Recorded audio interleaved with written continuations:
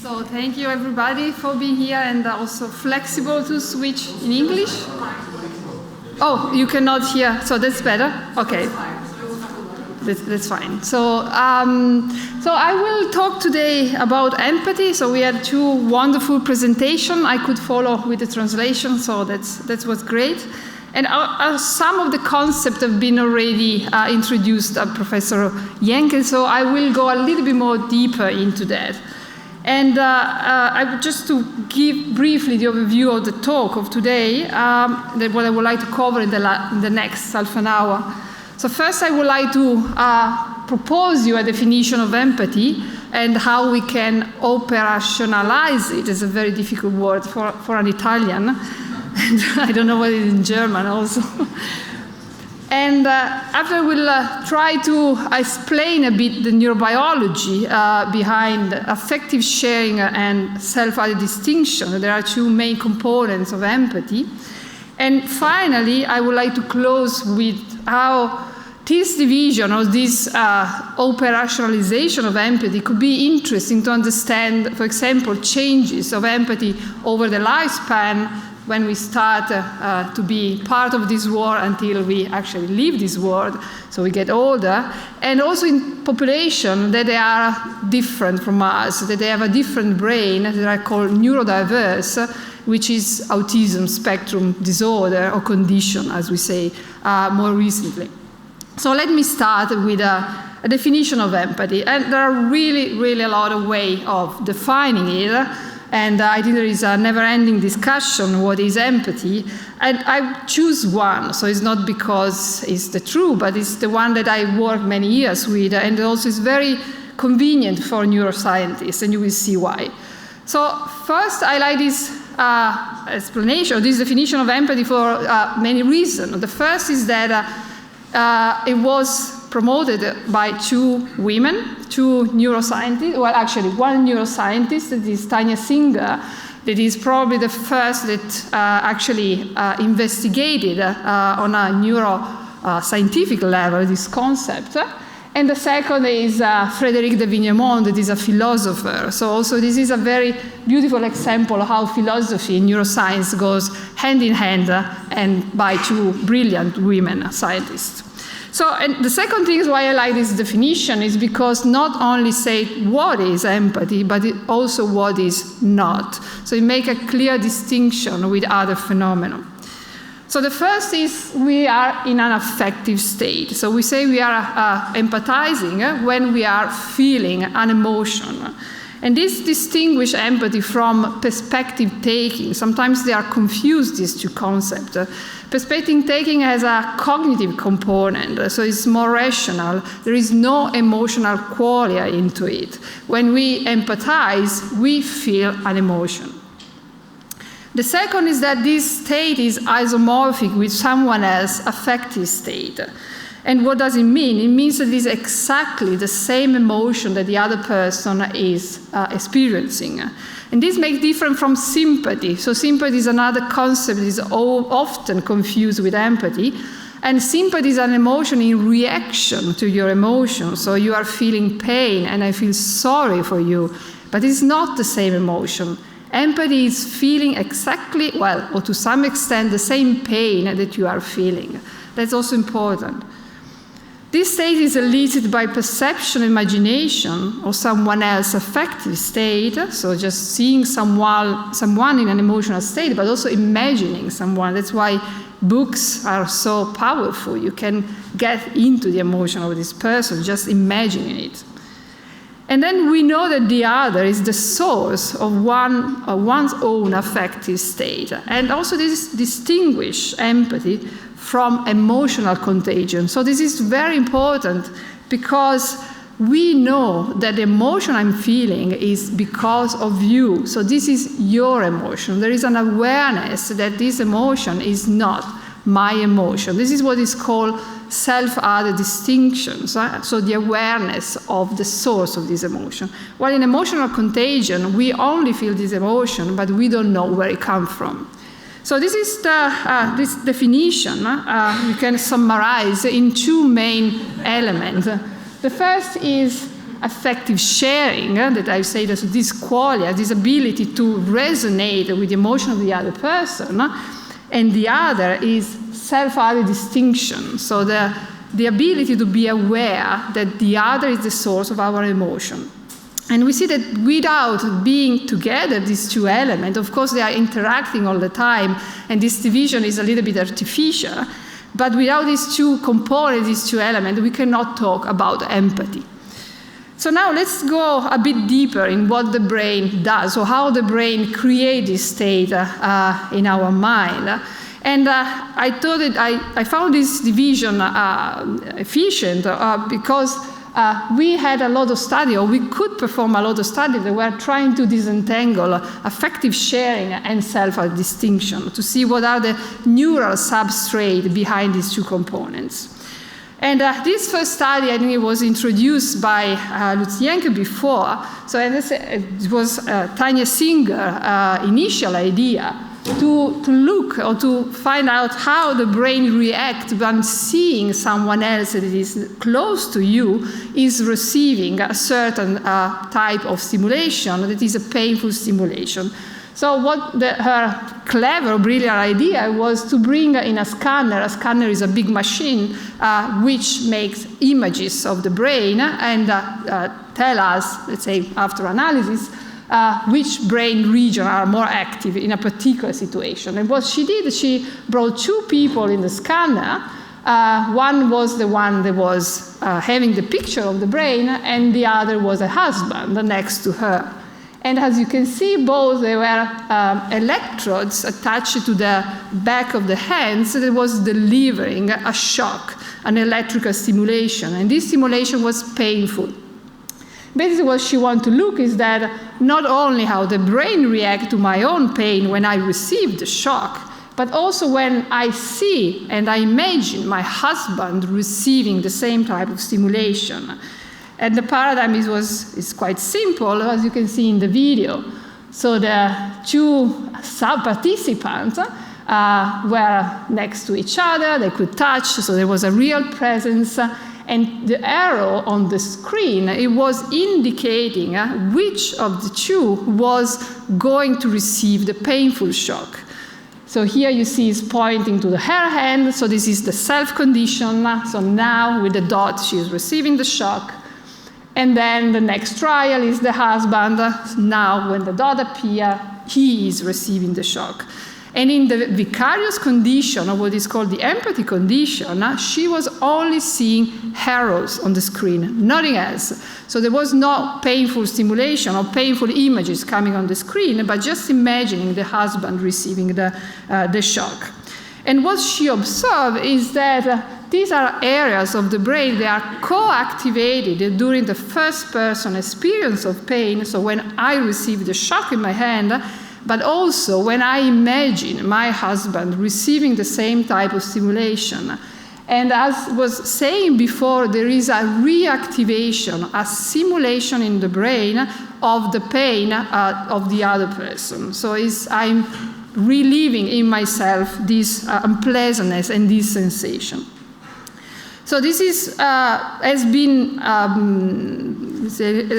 documented and replicated over several studies. And also what we know now is not only for one emotion like pain, but for several emotions. So we tried this a few years ago in Zurich, actually, so is that where I actually met or knew Professor Jenke. And at the time I was a postdoc working there in the University of Zurich, and we tried to find a way to address empathy that is behind pain, but using other type of emotion. So what you need to know is that when you work with an environment, a scanner is very hard to induce emotion, or they are persistent on time, because the negative one is a bit easier. So every time you receive a shock, it's just painful. And when you imagine someone receiving a shock, it's unpleasant. But positive emotion, they try to fade away. So when you see the flower for the 10th time, then it's just boring for you. So what we did at the time, we tried to combine two types of stimuli. So we presented on the screen a picture of an object, and the participant, in this case, is not in the scanner, but in a, let's say, task condition, was having the hands under a curtain, and it was touched by the same object that was presented on the screen. So the idea was to induce very positive emotion or very negative emotion. So in this case, was seeing a rose and was touched by something very soft and pleasurable. In this case, the participant was seeing maggots, worms, and was touched by something that was crawling on the head. It was really disgusting. So we could induce a consistent emotion. Yeah, we do really nasty things with our subjects. You always use a beautiful image of empathy and you imagine, oh, what kind of study they are doing. Actually, they are just using maggots to induce disgust. So, but we get the ethics for everything somehow. So, and then we look the first person experience. So do emotion load to different brain areas? So are segregated somehow when I feel happy or when I feel disgusted? And these are ratings of emotional experience, so how pleasant is for you a particular stimulus or not. As you see, pleasant stimuli, they were well perceived, and negative stimuli really disliked it. But what is interesting for us is that there is a clear separation of brain areas. They are processing pleasurable stimuli. We talked also before about it, that is the orbitofrontal cortex. And insula and ACC, that they are processing negative stimuli. So it's not too important which are, but they are segregated. But what is interesting for us is to see when we represent the same concept and we tell them, now imagine the next person sitting in the room next to you that is receiving the same type of stimulation. How does this person feel? And what we saw is that there is a recruitment of the same areas that were used on the first person experience of this emotion. With the orbitofrontal cortex, when you are imagining the person touched by a rose, and anterior insula when you are imagining a person touched by maggots. So we really simulate in our body the other person experience. So this is what we came as a conclusion when we are exploring affective sharing. So we work through simulation of the emotion. But what about self-other distinction? Well, this is a little bit more tricky to investigate, or it was more tricky to investigate in the scanner because you need a task that allows you to separate self and other. And we try to drive you with this because it's not super straightforward. Actually, the concept is very simple, but the paradigm is a little bit more complex. But imagine that you have listening to your colleague giving a wonderful talk, and you just realize that your talk is just really bad. So the question is that how can you empathize with the success of the other person? So in this kind of situation, you are asked to feel the emotion of the other, but you are in an opposite emotional state. So it means here you need really self-other distinction to direct your words towards the other. And that's why we try to recreate in the scanner to understand the basis of self-other distinction in the brain. So we use again this paradigm with touch and vision combined to give rise to emotions. And this time we had two participants, again in the same room, but the participant was seeing two objects on the screen. One was referring to what is going to be touched, and the other what the other person is touched. So there was a simultaneous induction of emotion in myself and the person with whom I have to empathize. The tricky part here is that, as you can see, in this case, both are touched by something positive, me and the other person, or by something disgusting, maggots and other insects. Sorry, I hope that nobody is pyrophobic here or some phobia with insects. I'm always not prepared for that.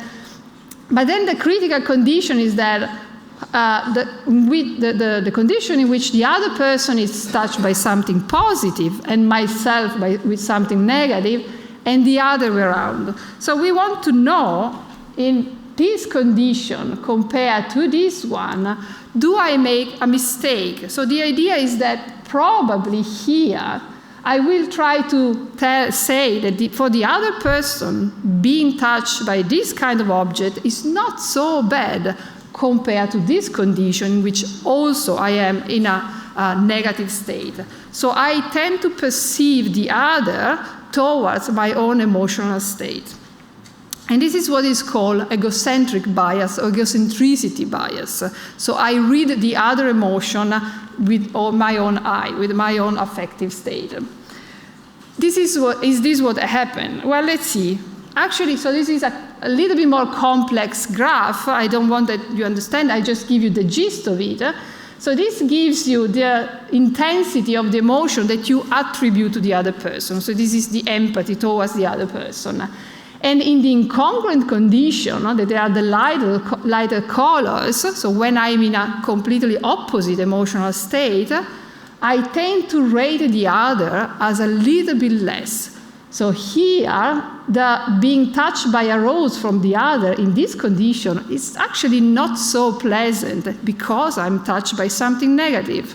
And the same in the negative domain. The other is touched by maggots here, but when I'm also touched by something positive, but it's not so bad for the other to be touched by the maggots. So I really I pull the other emotion towards my state. So this is what is called egocentricity bias. It's not huge. It's not that we cannot interpret the other person's emotion, but we color them with how we feel on this moment. And this is the size of this error, the egocentricity bias. So we will work on this a little bit, so don't bother too much about the formula, it's just how we calculate it. So how does the brain compute this information?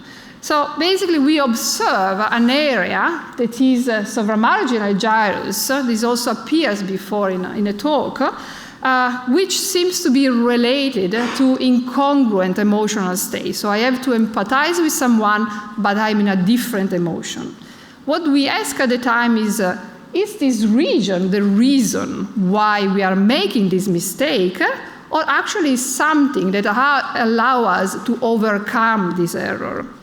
And again, Professor Jenke helped me to explain a little bit, because he introduced the concept of TMS, transcranial magnetic stimulation, that is a device that allows you to knock out temporarily the region. So it creates a lesion, and if you use it on this part of the brain, the region does not work for a certain amount of time. So we want to know, if we knock out this region, does the error become bigger? So it means that the region is actually helping us to overcome it, or actually the error disappears. So the region is the reason of the error. And as you can see in the graph here, compared to a controlled region, the error becomes much, much bigger. So we become much more egocentric when this region is silenced. So it seems that allows us to somehow overcome our initial egocentrism, and if it does not work properly, we become egocentric again. And I will go into this again with a bit more detail. I will maybe skip this one because of sake of time, but I would like to go for an interim conclusion, just to wrap up what we say about the basis of empathy. So empathy can be operationalized as being constituted by two main components, the affective sharing and self-distinction, and this component seems to be segregated in terms of neurobiology. So one is associated with emotional area, like inferior orbitofrontal cortex or insula, and self-distinction with more cognitive area, that is supramarginal gyrus. So why is important this, let's say, this separation, or what kind of implication can have? And this is why I think it comes the most interesting part. So empathy is not a unique and unitarian concept. There are different elements. And when we say there is a deficit in empathy, what we are talking about is not clear. So you need to specify which element of empathy is not working properly. And the second point is that maybe over the lifespan, empathy develops in a very different way, depending on which component we are looking at. So let's say, imagine that we start our life in the world and we are growing up, and then at a certain point, eventually we'll get older and we are not here. Eventually. I'm still hoping, I don't know. Well, what we know actually about the brain is that the development of the brain, and in this image is cortical thickness, so the density of the gray matter of the brain, has different trajectory depending on different area. So we don't have a linear growth of the brain or a linear decline of the brain everywhere. Actually, no, there are regions that are marked in different colors that have, for example, a U-shape or an inverted U-shape development of cortical thickness. That means that this thickness, for example, in this region here, is smaller when we are a certain age, when we are younger, and then it becomes thicker, and then it becomes thinner again. So this is kind of grows, and then it goes down again. But other regions seem to have the opposite pattern. For example, in this area in red, so they are thicker at the beginning, and then they start to decline. So they become thinner and thinner. And if we could imagine, very simplistically, that function is related to structure, so when we change the structure, we change also the function, then it's possible to think that the function of these two regions, they change in a different way over the time. So it's possible that we have a linear decrease of something, but actually other regions, they grow to a certain point and then decline. And this is an implication for empathy. So and we try to investigate this in a population with an age range that went from 14 to 76 years old, and asking how affective sharing and self-distinction that they are loading on two different structures in the brain develop and decline over the time. So we first look at empathy for affective sharing by using what I explained before, and what we observe in three different groups, age group, adolescents, young adults, and older adults, is that despite our empathic ability is the same, so we can report how the other person feels in terms of, let's say, exactly subjective perception, the brain is processing things in a different way. So by getting older, there is a decline or a reduction of the activity in areas that are subtending, affecting sharing. So we feel less the emotion of the other person. So while on the first person, the emotion, still the experience is there, when we get older, we feel less emotion for the other. So I hope this is not a surprise or something this is dramatic. Maybe it's not so bad. I will go to this point afterwards. So we ask then, okay, empathy or affective sharing, not empathy, is declining over the time. So we get less sensitive to other emotion. What about self-other distinction? Is the bias changing over our lifespan? And indeed, this is the case. So we saw the temporal parietal junction or supramarginal gyrus was growing until adolescence and adulthood, and then it was the one that was going down. And that's what we see here, so that adolescents and older adults, they are the ones that they show the strongest and highest bias. They are more egocentric compared to middle or young and middle-aged adults. So we know the child egocentrism.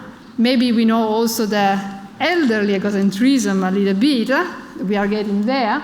So we are getting a little bit more egocentric. We go back to how we were in our younger age.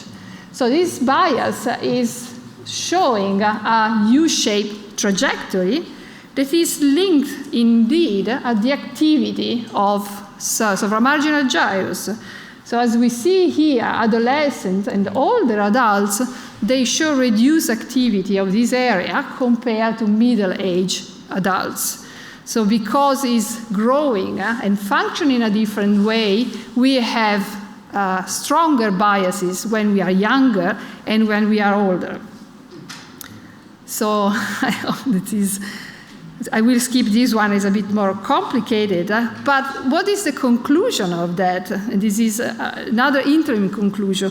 Well, I think that it's important to keep in mind that empathy is not stable across the lifespan, but we have a linear and quadratic trajectory for the two different components. And this is important because while adolescents, they are sharing or reacting to our emotion very highly, they have reduced self-distinction. And this is what usually maybe characterizes this impulsivity, because they have all this emotion, but they don't really know who this emotion belongs to.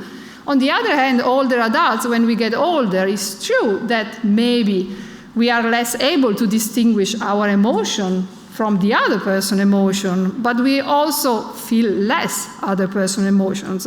So we go maybe in a state of what is called being wise.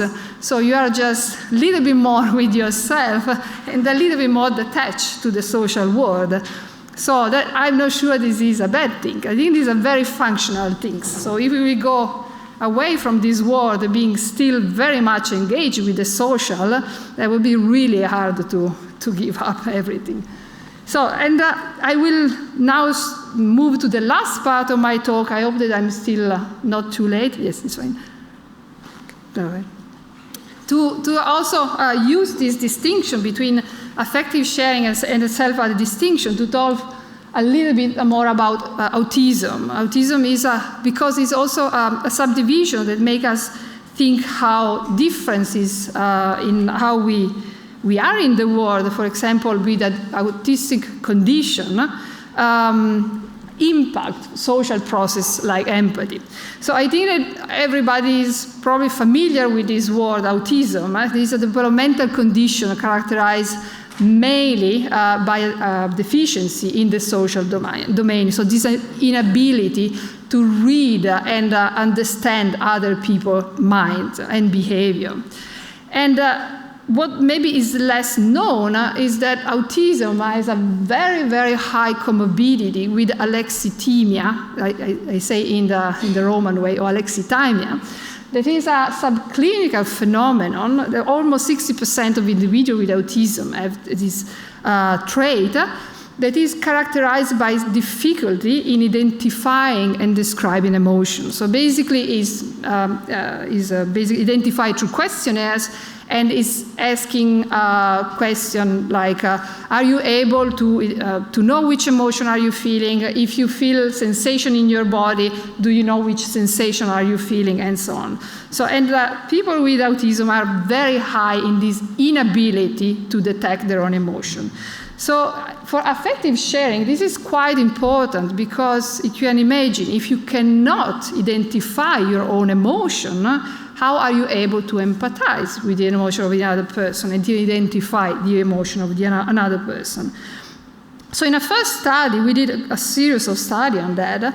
We first tried to check whether alexithymia impact emotional processes in autism.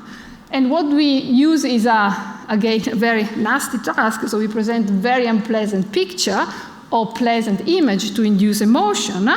And then we ask participants to report how they feel, a very simple task.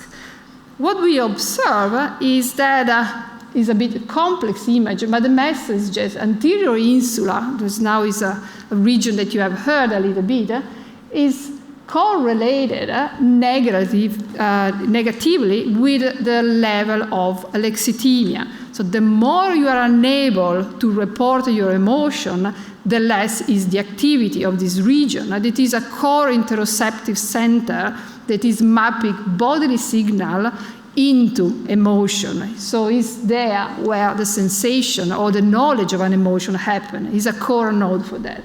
So autism is not per se related to a problem in emotional processing, but rather if you have alexithymia. Why this is important? Well, as I say, because maybe this has implication for empathy. So we did a study, the same study that Tanya Singer performed in autistic individual, and we want to check whether actually difference in affective sharing are rather driven by autistic trait or autism per se, or by alexithymia. And what we observe is that, again, affective reduction in empathy, so reduction in simulation of the other emotion, is related to high level of alexithymia, but not autism. So what is important here? Autistic individuals, they are not less empathic, so they can share the same affect of other person. If they have alexithymia, this ability is reduced, but not autism per se. And this was a very strong misconception. So it's just 13 years ago that we conducted this study, so it's quite old now. But at the time, also, the autism as a deficit of empathy, it was actually the state of the art. So we could say that autism is not a deficit of affective sharing, at least. What can happen, too, is that autism can be related more with problem in self-other distinction. So the most complex step of empathy, of empathic resonance. And we perform a study on that by creating, again, this incongruent situation via exclusion by a bowling, tossing ball game.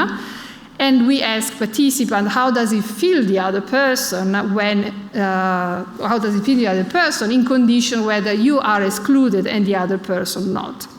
And what we observe here is that it seems indeed that is in autistic individual, there is a hypoactivation of supramarginal gyrus during this task, again suggesting that probably there is a deficit in self-other distinction. So empathy per se is not totally different, rather this ability to keep track of who is the source of emotion is problematic in autism. And with this, I think I'm going to finish. So this is basically what I just said.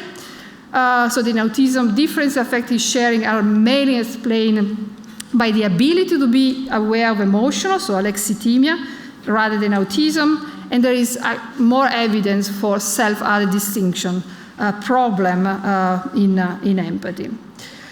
And to conclude, I hope that in this half an hour, 35 minutes, I convince you that it's quite useful to understand empathy with these two different components, thinking about these two different components, because as implication of how we see extreme groups, for example, age, extreme, adolescents, and elderly, but also different condition or neurodiverse condition like autism. In a way, not to necessarily change things, but to understand. And maybe this will be part of the discussion later on. And I would like to close with this, that I think is a beautiful sentence from a beautiful book, that all living things contain a measure of madness that moves them in strange, sometimes inexplicable ways. This matter can be saving. It is part and parcel of the ability to adapt, and without it, no species would survive. So that's the end of my talk.